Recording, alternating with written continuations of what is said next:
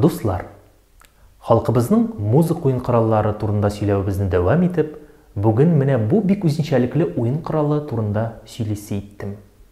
Бу сырнай. Безнең халык телендә курайдан килгән сырнайга китәр дигән әйтем яшәп килә.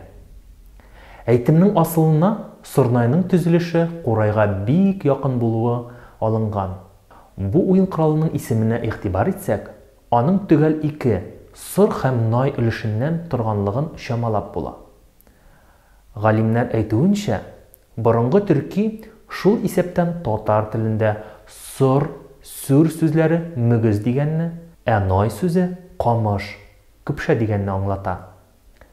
Ә инде ике сүзне бергә кушсак, мөгезле камыш яисә көпшә дигән сүзне аңлап була.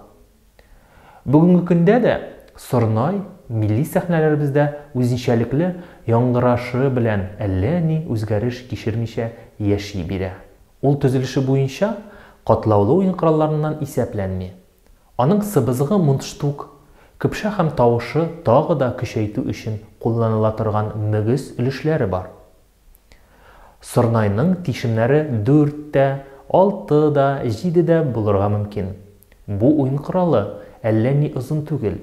Аның көпшә өлеше якынча 200-250 мм чамасы була. Бер башына яхшылап чистартып шымартылган мөгез беркетелә, икенчесенә сыбызгы урнаштырыла. Алда искәрткәнебезчә, көпшә өлешенә тавыш тишемнәре ясала.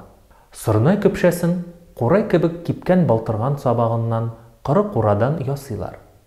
Инде хәзер үзенчәлекле тавышында тыңлап карыйк.